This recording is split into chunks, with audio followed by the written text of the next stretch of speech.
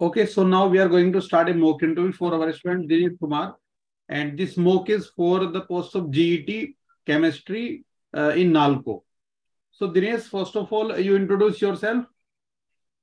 Okay, sir. My name is Dinesh Kumar. I hail from Jhansi, Uttar Pradesh. I did my 5-year integrated MSc in chemistry from SUNIT. Currently, I am working with My Classroom.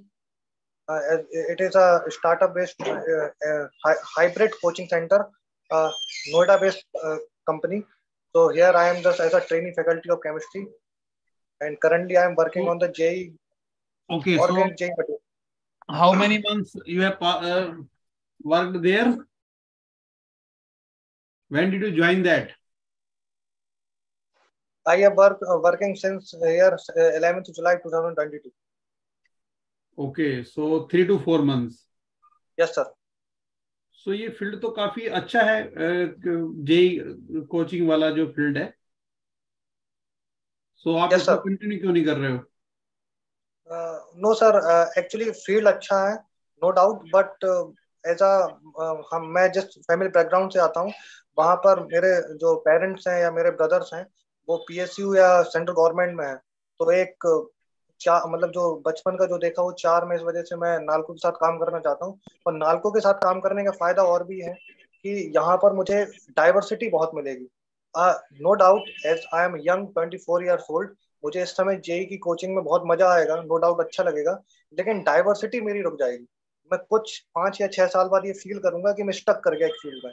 लेकिन जब मैं नालको के साथ working कर रहा हूँ तो currently मैं बहुत सारा कुछ सीखूंगा नया, केमिस्ट्री का एप्लीकेटरी वर्जन सीखूंगा। मैं नालको के सेल्स डिपार्टमेंट में जाकर भी बहुत कुछ सीख सकता हूँ। डाइवर्सिटी मुझे बहुत कुछ मिल जाएगी स्पैन ऑफ, तो वो मेरे पर्सनैलिटी के लिए और किसी ऑर्गेनाइजेशन के कंट्रीब्यूशन में मेरे को मदद करेगी। तो फैमिली आपकी किस पीएसयू में है, फैमिली मेंबर्स? मेरा ब्रदर जो आईयूसीएल में है। आईयूसीएल में कहाँ पर है? आईयूसीएल पानीपत रिफाइनरी में है। ओके, और आपके फादर? मेरे फादर आरईएस में जूनियर इंजीनियर हैं, और मेरे अंकल जो है वो एचएलएल लाइफ केयर लिमिटेड में डीजीएम है। ओके, सो आपका लॉन्ग टर्म ऑब्जेक्टिव क्या रहेगा फिर? आप अगर पीएसयू में एंट्री कर लेते हो उसके बाद आगे क्या प्लान बनाएंगे?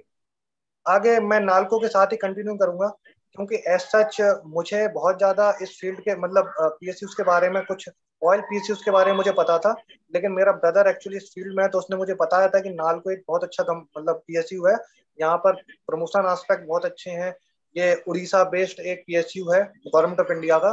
तो एज मैंने 5 साल अपना एसवीएनआईटी सूरत में बिताया, तो मुझे अदर स्टेट के कल्चर, अदर स्टेट के लोगों के साथ काम करना वो एक अच्छा लगता है। मतलब अब पता नहीं, मुझे वो एक कनेक्ट मिलता है वहां पर, मुझे अच्छा फील होता है कि हाँ मैं एक नई चीज सीख रहा हूँ, एक कल्चरली इवॉल्व हो रहा हूँ। तो नालको के साथ रहने का फायदा ये है कि मैं आईयूसीएल में अगर अपॉर्चुनिटी मिलती है आपको जहां आपके भाई हैं वहीं पे, तब? No no, I will not join. I know there is opportunity quality control officer, but I will not join. क्यों नहीं ज्वाइन करोगे? इसलिए क्योंकि मुझे यहाँ पर चीजें सीखने के मौके ढेर सारे हैं, क्योंकि ये एक उड़ीसा बेस्ड है। मुझे अदर कल्चर में रहने का बहुत ज्यादा तो स्कोप मिलेगा। आईयूसीएल तो यहाँ तो तुम सिर्फ उड़ीसा में रहोगे. आईयूसीएल की रिफाइनरी तो पूरे इंडिया में है, बाकी और पीएसयूज में हर अलग लेकिन अलग स्टेट का आपको टेस्ट मिलेगा. लेकिन आईयूसीएल में सर एक लेवल के बाद प्रमोशन एस्पेक्ट बहुत स्लो है। नालको में मुझे प्रमोशन एस्पेक्ट अच्छा मिलेगा, वहां पर प्रमोशन एस्पेक्ट अच्छे हैं। किसने बताया तुम्हें कि नालको में प्रमोशन बहुत जल्दी हो जाते हैं? मतलब रिलेटिवली रिलेटिवली ये मेरे ब्रदर या कुछ लोगों ने कितने साल में प्रमोशन होता है बताइए? अगर आप अभी जीटी बनते हैं तो कितने साल में आप प्रमोशन चाहते हैं? मतलब वही पहला प्रमोशन 4 साल, दूसरा तो अगर प्रमोशन ना हो आपका प्रमोशन मान लेता? नहीं, सच ऐसे तो कोई दिक्कत नहीं है, लेकिन एज अ स्टूडेंट मैं जब किसी ऑर्गेनाइजेशन को ज्वाइन कर रहा हूँ तो मैं हर एस्पेक्ट पे सोच कर ही करूंगा। मतलब नहीं नहीं, आप बताइए ना, अगर नहीं होता प्रमोशन आपका क्या करोगे आप? फिर भी जुड़े रहेंगे, क्योंकि सीखने के लिए बहुत कुछ मिलेगा। आईयूसीएल में दिक्कत ये है कि अच्छा, आईयूसीएल में नालको में काम क्या होता है? नालको क्या काम करता है, बताओ थोड़ा. नालको एक्चुअली बॉक्साइट की जो ओर है, एल्यूमिनियम की बॉक्साइट ओर, उससे एल्यूमिनियम को एक्सट्रैक्ट करता है, और उसकी रिफाइनरीज वगैरह हैं जो एल्यूमिनियम हम यूज करते हैं। एल्यूमिनियम कहाँ कहाँ पे यूज होता है? एल्यूमिनियम मतलब कई सारे उसके प्रोडक्ट्स बनते हैं। कई कई जगह हम जैसे उसको लाइक जो हमारा फैन होता है उसकी वायरिंग में हम लोग यूज करते हैं। बहुत जहां पर इलेक्ट्रिकल कंडक्टिविटी बेहतर हम चाहते हैं वहां पर हम एल्यूमिनियम को यूज करने लगते हैं। इलेक्ट्रिकल कनेक्टिविटी तो हम एल्यूमिनियम की जगह किसी और मटेरियल में भी अच्छी मिल सकती है, उससे ज्यादा मिल सकती है। हाँ सिल्वर में होती है उससे ज्यादा, लेकिन एक्चुअली हम यूज नहीं कर सकते क्योंकि वो बहुत महंगा होता है, कॉस्टली होता है। ओके। अच्छा, अपनी हॉबीज बताओ। सर मेरा जो हॉबी है वो एक्चुअली मैनेजरियल काम करना या टीचिंग करना है। मतलब जैसे कि मैंने कॉलेज में कई सारे इवेंट्स में कई सारी पोजीशंस पर काम किया है। मैं सेकेंड ईयर में मैं सेक्रेटरी था अपने हॉस्टल का। फिर मैं कई सारे एग्जीक्यूटिव पोजीशंस पर भी रहा कॉलेज में। तो एक ऑलराउंडर की तरीके से जो काम होते हैं मुझे करने में अच्छा लगता है। यही रीजन भी है कि शायद मैं नालको का वो असिस्टेंट मैनेजर वाला एक चीज देख रहा हूँ कि जहाँ मुझे मैनेजरियल चीजें देखने को मिले। स्ट्रॉन्ग पॉइंट क्या है आपकी पर्सनैलिटी के? मैं दूसरे जो लाइक दूसरे जो लोग हैं उनके साथ जल्दी कनेक्ट कर लेता हूँ। मेरे पास निगोशिएशन पावर है। मुझे लर्निंग अच्छा लगता है अदर चीज अदर कल्चर में। निगोशिएशन पावर से आप क्या समझते हो, मतलब? निगोशिएशन पावर से हम समझते हैं कि मैं जहाँ हूँ या जिस ऑर्गेनाइजेशन में हूँ उस ऑर्गेनाइजेशन के लाइक एथिकल प्रॉफिट के लिए अगर मुझे किसी को से बात करने के लिए उस बात करनी पड़े और उससे मुझे मेरे ऑर्गेनाइजेशन को भी फायदा हो रहा हो तो शायद वो मैं कर पाता हूँ। झूठ बोल सकते हो? झूठ बोल सकते हैं अगर उससे किसी का गलत ना हो रहा हो। अगर किसी का बहुत इस तरीके का बुरा ना हो रहा है जिससे उसको बहुत ज्यादा फाइनेंशियली लॉस हो सकता हो, किसी को हर्ट हो सकता हो, तो हाँ इट इज अ प्रोफेशनली हम बोल सकते हैं, बोलना बोलते भी हैं। अच्छा, नालको के चेयरमैन कौन है आजकल? सॉरी सर, ये तो नहीं बताऊंगा। वो किस मिनिस्ट्री में आता है ये? Ministry of mines. कौन है उसके कैबिनेट मिनिस्टर? Sorry sir. अच्छा, डिफेंस मिनिस्टर कौन है अपने कंट्री के अभी? हाँ राजनाथ सिंह। अभी किस किस स्टेट में इलेक्शन हुए? हाँ हिमाचल में हुआ और गुजरात में हुआ, यूपी में हुआ, उत्तराखंड में हुआ यूपी में और कहाँ पंजाब में क्या हुआ। कौन से इलेक्शन हुए अभी? यूपी में कौन से इलेक्शन हुए? यूपी में अभी लेजिस्लेटिव असेंबली के इलेक्शन हुए थे 2022 में। ओके। आप झांसी से बिलोंग करते हो ना? Yes sir. तो झांसी क्यों फेमस है? सर हिस्टोरिकली देखा जाए तो 1857 का जो म्यूटिनी हुई थी तो उसमें Jhansi one of the centre था क्योंकि यहाँ से जो लीडिंग पावर्स थी वो रानी लक्ष्मीबाई थी। तो इस वजह से वो बड़ा फेमस है। फिर झांसी एक और रीजन की वजह से फेमस है क्योंकि मेजर ध्यानचंद जो हॉकी के जादूगर कहलाते हैं वो भी झांसी से थे। और तीसरा रीजन जो कम लोगों को पता है लेकिन जानने वाले जानते हैं, जेई की फील्ड के पायनियर पर्सन जिन्होंने जेई की फील्ड की प्रिपरेशन को एक नई दिशा दी, मिस्टर वी के बंसल, वो भी झांसी से थे। तो इन कुछ वजहों से झांसी बड़ा फेमस ओके। अच्छा, ये बताओ ऑक्सीडेशन क्या होता है? है। ऑक्सीडेशन, हम्म। जब किसी सब्सटेंस में लॉस ऑफ इलेक्ट्रॉन होता है तो इस हम्म। प्रोसेस को हम ऑक्सीडेशन कहते हैं। कोई इक्वेशन लिख सकते हैं ऑक्सीडेशन जिसमें हो रहा है? हाँ बिल्कुल। बताइए। जैसे कि Al+3 इलेक्ट्रॉन, सॉरी,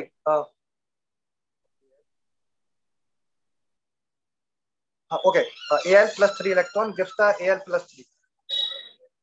अच्छा, एक क्वेश्चन और पूछता हूँ आपसे मैं, सिंपल सा।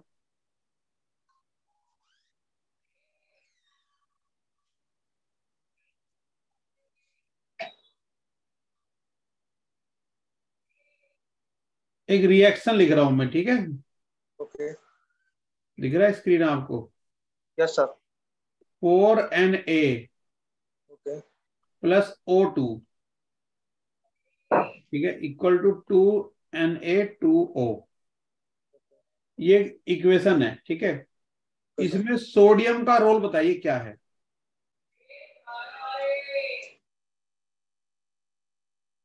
सोडियम इसमें कैसे काम कर रहा है, क्या काम कर रहा है?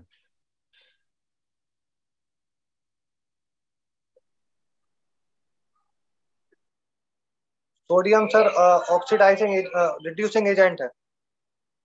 रिड्यूसिंग एजेंट है कि ऑक्सीडाइजिंग एजेंट है? रिड्यूसिंग एजेंट है, क्यों? क्योंकि सर ऑक्सीजन की स्टेट को वो बढ़ा रहा है। ऑक्सीजन की स्टेट को कैसे बढ़ा रहा है मतलब? 0 से -1 जा रहा है हम्म। और खुद 0 से +1 की तरफ जा रहा है। तो आप बोल रहे हो कि ये ऑक्सीडाइजिंग एजेंट है? फाइनल करो, ऑक्सीडाइजिंग या रिड्यूसिंग? एक second, oxidising, sorry, oxidising agent है। ऑक्सीडाइजिंग एजेंट पक्का? हाँ पक्का है। क्या होता है ऑक्सीडाइजिंग एजेंट? तो दूसरों को ऑक्सीडाइज करें और खुद रिड्यूस हो जाए। जो दूसरों को ऑक्सीडाइज करे। ठीक है, ओके। सर, थोड़ी सर, यू कैन कंटिन्यू। हाँ जी Dinesh. Yes sir. So I want to ask you that our Earth is composed of many metals. हमारे अर्थ में बहुत सारे मेटल्स हैं, तो उसमें मोस्ट अबंडेंट मेटल्स कौन से रहते हैं? दिनेश आपकी वीडियो नहीं आ रही। अभी आई सर? हाँ जी अब आ रही है। Sir most abundant iron, metals कौन से रहते हैं? Iron, magnesium, like aluminium. और अभी तक सर इतने रिकॉल कर पा रहा हूँ। ओके, और इसमें इसमें से कुछ एल्कलीज भी हैं क्या हमारे पास? एल्कलीस, आपने 3 बताए मेरे को, आयरन, एल्यूमिनियम और मैग्नीशियम। इसमें कोई एल्कली भी है क्या? नहीं, एल्कली अर्थ मेटल जरूर है मैग्नीशियम। मैं एल्कली एल्कली पूछ रहा हूं मैं। नो सर, इनमें से कोई एल्कली नहीं है। एल्कलीज किसको कहते हैं हम?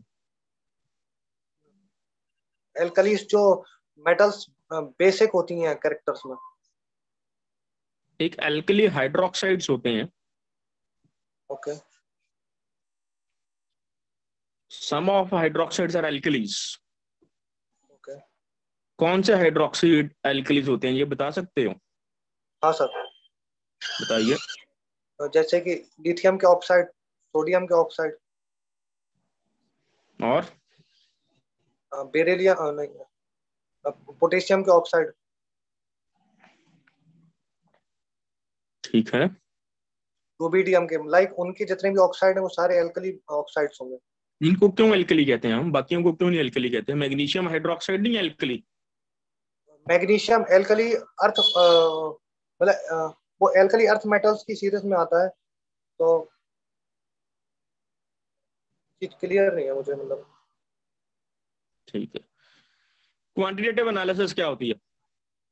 क्वांटिटेटिव एनालिसिस मतलब किसी एक सब्सटेंस को लाइक मैथमेटिक्स, मतलब नंबर्स के थ्रू उसका एनालिसिस करना, not on the basis of theoretical level, like exact figure के लेवल पर रिजल्ट में मैथमेटिकली टर्म को यूज करना, उसको हम क्वांटिटेटिव मेथड एनालिसिस कहते हैं। नहीं, मैथमेटिकली हम कैसे फाइंड कर सकते हैं, बताइए कुछ। नहीं, जैसे कि लैब में जब हम किसी सब्सटेंस को, मतलब कोई अननोन सब्सटेंस दिया जाता है, और जब हम उसको बाय टेस्ट के थ्रू, केमिकल टेस्ट के थ्रू यूज करते हैं, कि बताते हैं कि हाँ ये कौन सा सब्सटेंस है, तो उस मेथड को क्वालिटेटिव एनालिसिस कहते हैं। और जब हम ग्रेविमेट्रिक एनालिसिस या इस तरीके के एनालिसिस का यूज करते हैं, उसको क्वांटिटेटिव एनालिसिस कहते हैं। मेटल्स की क्वांटिटेटिव एनालिसिस के लिए कोई स्पेक्ट्रोमीट्री मेथड बता सकते हो? मेटल्स की? ये मेटल्स की मेटल्स की तो नहीं पता। ठीक है। आपने एक कहा था जब त्यागी सर पूछ रहे थे कि आप एप्लीकेटरी वर्जन्स पे काम करना चाहते हो केमिस्ट्री की फील्ड में। Yes sir. ये कोई एप्लीकेटरी वर्जन बताओगे मेरे को? हाँ सर, जैसे कि यही आप मतलब ये हम देख सकते हैं कि हम लाइक मेटलर्जी को पढ़ते हैं तो शायद हम बहुत ज्यादा उसको नहीं समझ पाते, केवल एक सिंपल सी इक्वेशंस पढ़ते हैं, उनको हम ड्रॉ बनाते हैं, लेकिन उनको कभी हम देख नहीं पाते। लेकिन शायद किसी हम इंडस्ट्री में जब काम करें, पीएसयू में काम करें, तो शायद हम उसका एग्जैक्ट चीज देख पाएंगे कि ये चीज कैसे हो रही है। हम इकोनॉमिकली वर्जन उसका समझ सकते हैं, फिर उसके थ्रू और हम कहाँ तक जा सकते हैं, तो वो हम स्टेप बाय स्टेप वहां पे आगे बढ़ सकते हैं। ये तो चलो हम एज स्टडी अ करेंगे। एकेडमिक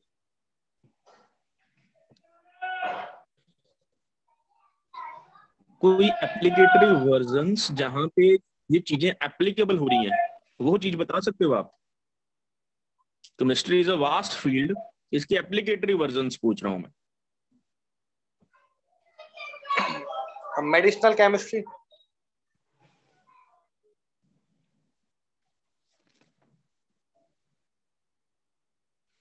फ्री एनर्जी के बारे में कुछ पता है आपको? Gibbs free energy. हाँ जी, गिब्स फ्री एनर्जी के बारे में बता दिए। हाँ, जब जब कोई दो सब्सटेंस आपस में रिएक्ट करते हैं तो उनसे जो एनर्जी रिलीज होती है, लाइक कोई रिएक्शन कंप्लीट, जब कोई रिएक्शन जो स्पॉन्टेनियस प्रोसेस के थ्रू पास से गुजरती है, तो हर एक सब्सटेंस अपनी एनर्जी को रिलीज करता है स्टेबल स्टेप की तरफ जाने के लिए। तो इस पूरे प्रोसेस में जब एनर्जी रिलीज होती है, जो एनर्जी रिलीज होती है उसको गिब्स फ्री एनर्जी कहते हैं। एनोट्रॉपी के बारे में कुछ बता सकते हो? Allotropy. Entropy. Entropy, yes sir. Degree of randomness को एंट्रोपी कहते हैं। लाइक एनर्जी के, वो एनर्जी के डिस्ट्रीब्यूशन के या एनर्जी के अरेंजमेंट के जो तरीके हैं, उसको एंट्रोपी से डिफाइन किया जाता है। स्पॉन्टेनियस प्रोसेसेस में एनोट्रॉपी की वैल्यू क्या होनी चाहिए? स्पॉन्टेनियस प्रोसेस में entropy zero. Zero. Zero. Aluminium के लिए एक इलेक्ट्रोलाइटिक प्रोसेस होता है जिससे हम एल्यूमिनियम को एक्सट्रैक्ट कर सकते हैं। Yes yes sir. उस प्रोसेस का नाम आपको पता है? Yes sir. आपने कहा था एल्यूमिनियम नाल्को एल्यूमिनियम के ऊपर काम कर रहा है। एल्यूमिनियम को एक्सट्रैक्ट करने के 3 तरीके हैं एक्चुअली, मतलब कंसंट्रेशन उनको बनाने के, एल्यूमिना को Al2O3 हम जब लेते हैं फिर उसके बाद उसको एक्सट्रैक्ट करते हैं, तो हॉल्स प्रोसेस, सरपैक्ट प्रोसेस और बेयर्स प्रोसेस होता है। ये हॉल्ट और बेयर प्रोसेस में क्या डिफरेंस है? हॉल्स बेयर्स प्रोसेस का यूज तब करते हैं जब एल्यूमिनियम की ओर में अब प्योर Fe2O3 आयरन की इम्प्योरिटी हो, आयरन ऑक्साइड की, तो हम प्रॉपर बेयर्स प्रोसेस यूज करते हैं। और अगर उसमें आयरन प्लस सिलिका दोनों की इम्प्योरिटीज हैं तो हम हॉल्स प्रोसेस का यूज करते हैं। रेड मड के बारे में सुना है आपने? Red mud? सर नहीं, ये नहीं पढ़ा। ये नहीं पढ़ा आपने? अच्छा, फिर आप बताइए कि एक जियोलाइट्स होते हैं, जियोलाइट्स। Yes sir. ये क्या चीज होती है? जियोलाइट सर एक तरीके कैटलिस्ट होते हैं सर। ये क्या हेट्रोजीनियस कॉम्पोजिशन रहती है इसकी? अभी एग्जैक्ट फॉर्मूला याद नहीं आ रहा उसको, अब एक प्रॉपर फॉर्मूला है। याद कीजिए अगर आता है तो।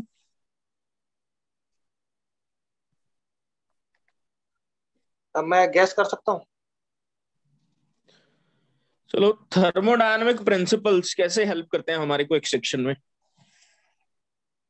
थर्मोडायनामिक प्रिंसिपल कैसे हेल्प करते हैं एक्सट्रैक्शन में हमारे को? क्वेश्चन में? एक्सट्रैक्शन ऑफ मेटल्स में। एक्सट्रैक्शन और मेटल्स में थ्रू द एलिंगम डायग्राम। ये एलिंगम डायग्राम क्या होता है? एलिंगम डायग्राम के थ्रू हम ये समझ सकते हैं कि किसी पर्टिकुलर टेम्परेचर पर कोई रिएक्शन स्पॉन्टेनियस है कि नहीं है। ये होती क्या एलिंगम डायग्राम, क्या चीज है ये? एलिंगम डायग्राम लाइक कई सारे मतलब ऑक्साइड्स के बनने के या जो वो क्या बोलते पूरा डायग्राम होता है उसको रीड किया जाता है। अभी पूरा एग्जैक्ट डायग्राम मुझे याद नहीं आ रहा है, मैं उसको एक बार देख लूंगा। ठीक है।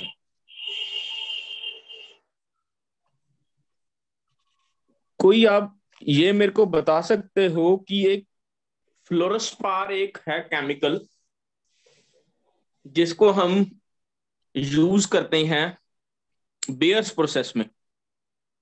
हाँ सर। इसका क्या रोल होता है? ये सर इलेक्ट्रिकल कंडक्टिविटी बढ़ा देता है। किसकी कंडक्टिविटी बढ़ा देता है?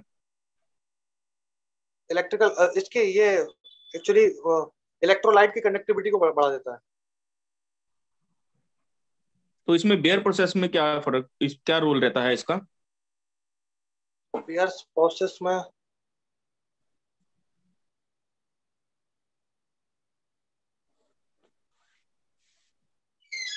ट्रांजिशन मेटल्स के बारे में बता सकते हो कुछ?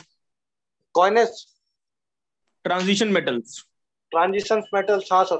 लाइक ऑल द डी वो मेटल्स, डी ब्लॉक की जितनी मेटल्स हैं वो सब ट्रांजिशन मेटल्स हैं, क्योंकि जब हम एस ब्लॉक से पी ब्लॉक की तरफ जा रहे हैं, मतलब मेटल से नॉन मेटल की तरफ, तो इस बीच एक ट्रांजिशन फेज आ रहा है, इसलिए उनको ट्रांजिशन मेटल्स कहा गया। तो वो डी ब्लॉक की सारी मेटल्स को ट्रांजिशन मेटल्स कहते हैं। ट्रांजिशन मेटल्स की कौन सी प्रॉपर्टी इसको डिफर करती है बाकी मेटल से?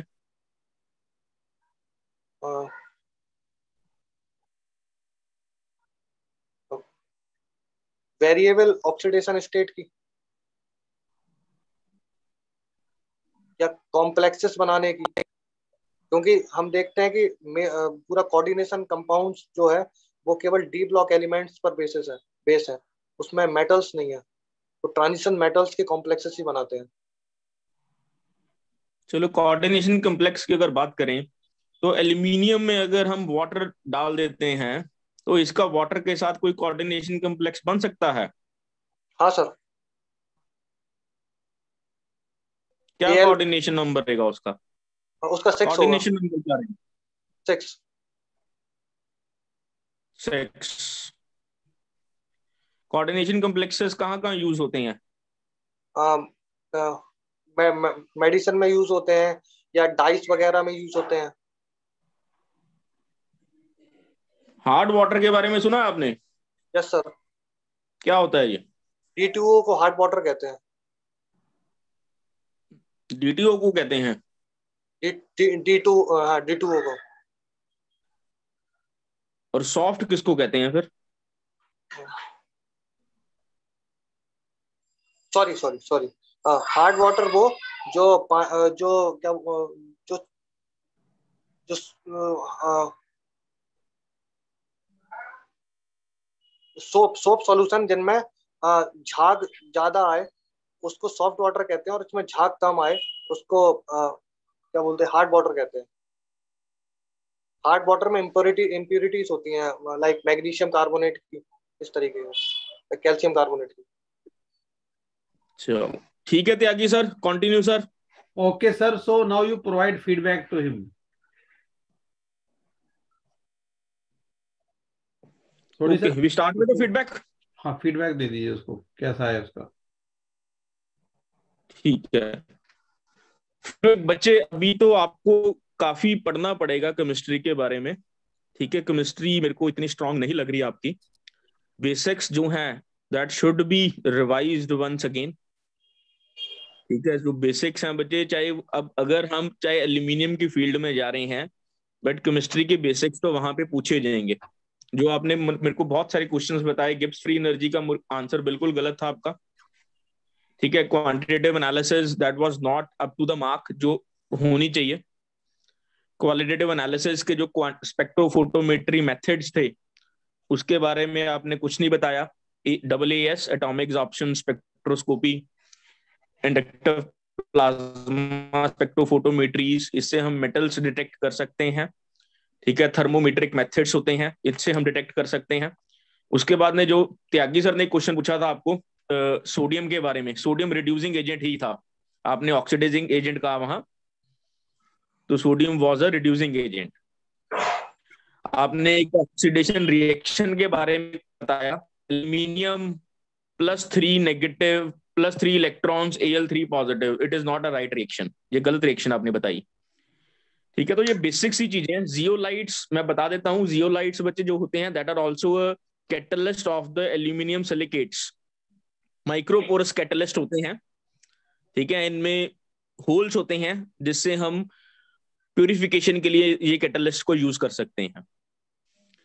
ठीक है, जो ये टर्म्स आज पूछी गई हैं इनको दोबारा एक बार अच्छी तरह पढ़ लेना।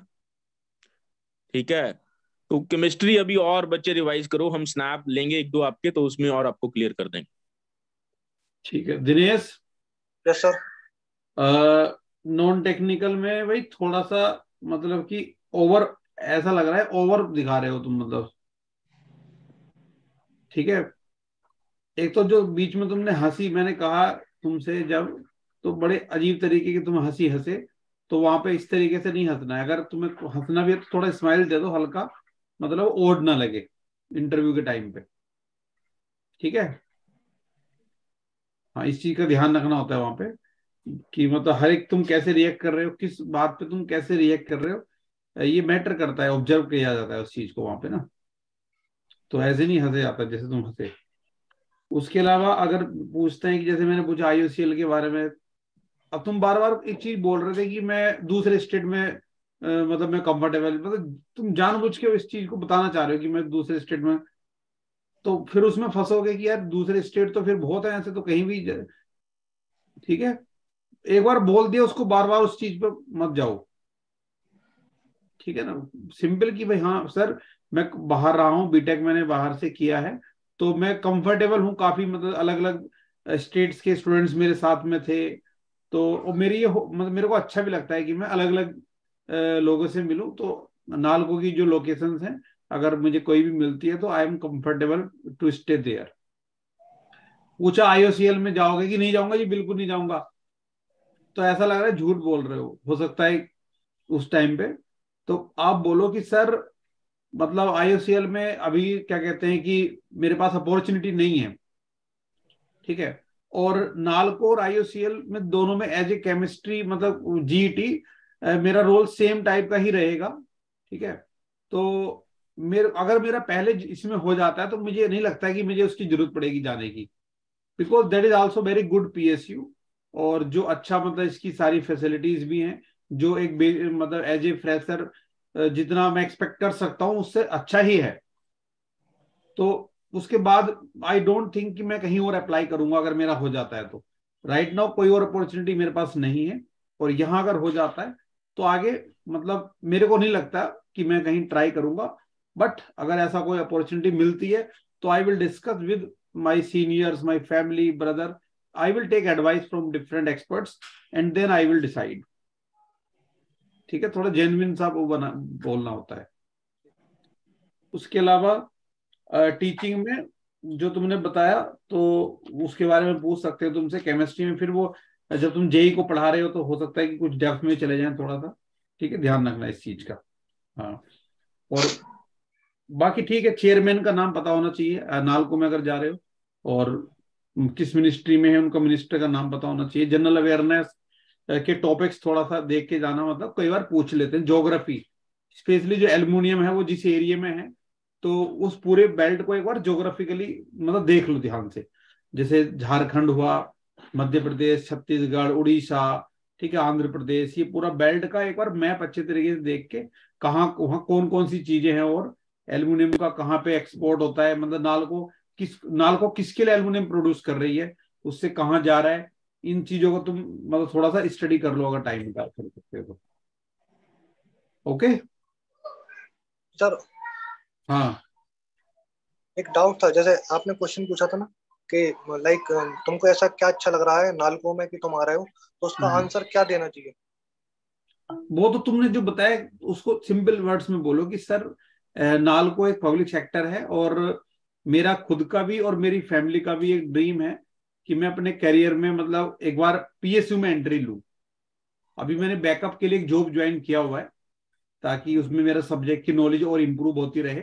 बट मेरा बस सिंपल मेरा मन है कि पीएसयू, क्योंकि मेरा बड़े भाई भी पीएसयू में है, तो उनका भी एक्सपीरियंस बहुत अच्छा रहा है मतलब, और वो काफी सेटिस्फाइड लगते हैं अपनी जॉब से। तो मेरे को वो है कि मतलब जॉब सेटिस्फेक्शन, जॉब सिक्योरिटी और a lot of things to do actually. मतलब आज नाउ डेज पीएसयू जो है वो काफी चैलेंजिंग जॉब है, मतलब वहां पे काम करने के लिए है। जो गवर्नमेंट है उनकी पॉलिसी इस तरीके की है कि पीएसयू जो है बहुत अच्छा परफॉर्म करें, हर सभी पीएसयू। तो नाल को भी अपने आप में कंपटीशन में है डिफरेंट कंपनी से, प्राइवेट कंपनी, गवर्नमेंट कंपनी, बाहर की कंपनी, सबके साथ। तो वहां पे वर्क मतलब करने के लिए बहुत कुछ स्कोप है, लर्निंग का स्कोप, काम करने का स्कोप, चैलेंजेस, सब कुछ है। मतलब एक्साइटमेंट रहेगा मतलब लाइफ टाइम। ठीक है, ऐसे बोल सकते हो सिंपल। और सर जो आपने पूछा था ना कि आपकी हॉबीज क्या है, तो जो मैंने हॉबीज बताई थी वो सही है कि उसमें उसमें ये वाली? हॉबीज अगर टीचिंग बोलोगे तो टीचिंग तो तुम छोड़ रहे हो। हाँ, ये तो बात सही है, फंस जाएंगे। ठीक है, आप बोलो आई, मतलब मेरी एक हॉबी है कि मैं अलग अलग लोगों से मतलब जैसे मिलता हूँ। ठीक है, मतलब मेरे को अच्छा लगता है डिफरेंट पीपल से मिलना, कहीं पे जैसे किसी भी इवेंट में, किसी प्रोग्राम में। तो मैं कोशिश करता हूँ कि मतलब किसी भी फील्ड के कोई एक्सपर्ट हैं या किसी भी फील्ड के किसी को नॉलेज है, उससे बात करना मेरे को अच्छा लगता है। मतलब ये मेरी हॉबी है सिंपल। इसमें सर ऐसा फंसा तो नहीं एक्स्ट्रावर्ट लगेगा? हूँ, एक्स्ट्रावर्ट हूँ मैं, मतलब मेरी मेरी हॉबी जो है ना, एक तरीके से मैं एक्स्ट्रावर्ट हूँ। कि मतलब ऐसा नहीं कि बस अपनी दुनिया से मतलब है। मैं फंसाएंगे किसी में इसमें, बताओ क्या फंसाएंगे? मतलब वो जैसे मैं उनको बोलूंगा कि मुझे एग्जाम्पल पूछ जैसे, लेंगे एक दो कि पहले ऐसा कब हुआ, तो उसका कोई एग्जाम्पल तैयार कर लो। ठीक है, क्योंकि मैं एक हॉबी पे और थोड़ा सा पढ़ रहा था कि हम्म। मुझे डिफरेंट डिफरेंट खाना खाने पसंद है। तो हाँ, मैंने बोल जैसे बता दो कि मुझे अलग गुजरात, अलग वैरायटी के, मतलब फूडी टाइप का हूँ मैं। खाना खाना अच्छा लगता है, मतलब मिक्स, डिफरेंट वैरायटी। तो उसमें 5-6 डिशेस मैं तैयार कर लूं कि कहीं वो पूछ लें कि आप क्या बना। बिल्कुल कर सकते हो, वो भी चल जाएगा, साथ में दो बता दो। ठीक है। और वीकनेस में सर मैंने जो तैयार किया है कि लो user friendly with social media. तो फिर वो कॉन्फ्लिक्ट हो जाएगा वहां पे। कैसे? मतलब वीकनेस, मतलब अगर तुम बता रहे हो कि मैं लोगों से बात करना अच्छा नहीं नहीं, लगता है। हाँ, सोशल सोशल मीडिया के थ्रू। अच्छा, डायरेक्टली मतलब अच्छा लगता है, मतलब हाँ वर्चुअली उतना अच्छा नहीं लगता, मतलब ये हाँ बोल सकते हो ना? नहीं, ये कुछ ये नहीं चलेगा। हाँ, तो वो क्या बोलना चेंज चाहिए? करो, कुछ और चेंज करो, निगेटिव अपना कोई बता दो। ये बोल दूं कि सर सोशल मीडिया पे मैं बहुत कम एक्टिव रह पाता हूँ, जो मुझे सुधारना है, क्योंकि मैं जेई की टीचिंग फील्ड में हूँ। तो पता चलता है कि जब यूट्यूब पर आप पढ़ा रहे हैं तो नहीं, ऑडियंस से कनेक्ट। निगेटिव, ये तुम अपना निगेटिव पॉइंट बताना चाहते हो। हाँ आप ये बोल दो ना, मूवी ज्यादा देखता हूँ मैं थोड़ी, ये बोल सकते हो सिंपल कि सर मतलब वीक में एक मूवी मैं कोशिश करता हूँ देख लूं। लेकिन सर उसमें दिक्कत ये है कि वो कहीं ये ना पूछ ले कि आपने पिछले हफ्ते कौन सी देखी। हाँ, तो दो तीन मूवी का याद कर लो सिंपल बस। ये 2-4 की स्टोरी याद करने पड़ेगी। हाँ, पता कर लो, ठीक है। दृश्यम 2 देख लो और एक दो, ठीक है।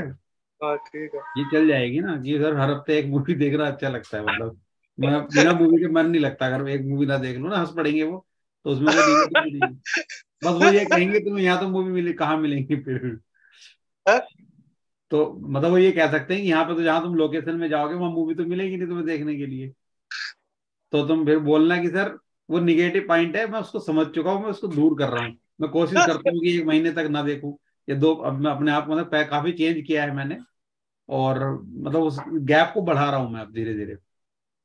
ओके। ठीक है ना, ये बोल सकते हो, सर इसमें और कोई कोई दिक्कत एचआर, नहीं है। एचआर में कुछ और पूछ सकते हैं वो लोग? और अभी एचआर के राउंड स्नैप लगाओ ना एक बार उनके साथ में, तुम्हें अलग अलग जो टीचर मेंटर्स हैं, तो तुम्हें आइडिया लग जाएगा ना फिर। ठीक है सर। एचआर के स्नैप लगाओ सुब्बिया मैम के साथ में, विजेंद्र सर के साथ में, तो उससे तुम्हें थोड़ा और पता चलेगा कि तुम क्या बोल रहे हो, कुछ उनकी तरफ से भी इनपुट आएगा। ठीक है, चलो। Thank you sir.